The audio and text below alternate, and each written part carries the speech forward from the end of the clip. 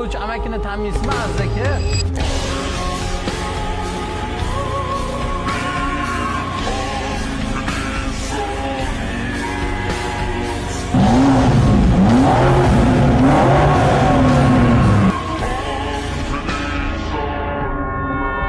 Oki nahotki mana shu mashinaga 50 mingga yaqin navrut qilingan bo'lsa. Biloljon, kapot ichiga karbon ham qilib qo'yishibdimi? Okey, просто bu karbon emas.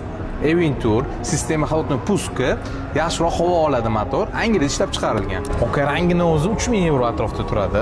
Полностью karbondan круговой обвес taqilgan. Karbonni keramik tormozli sistema taqilgan. 10,000 yevro turadi. 4 ta yangi kovanli diskalar taqilgan. Michelin ballon taqilgan. Shuni o'ziga 7000 yevro ketgan. Bonusiga komplekt diska ballon qo'shib beriladi. Voydod devoradigan joyga keldik. Полный выхлопной sistemasi, shu trassasi Akropovich originaldan taqilgan. Biloljon, buni ovozini bitta eshitib o'ramsan.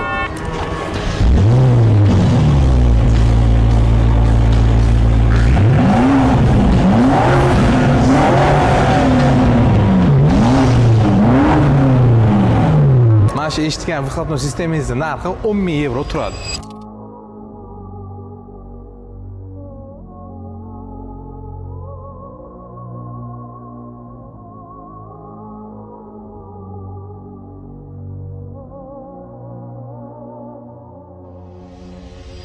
Ko'rib turganingizdek, mashina did bilan navrot qilingan. 2700 km masofa bosib o'tgan.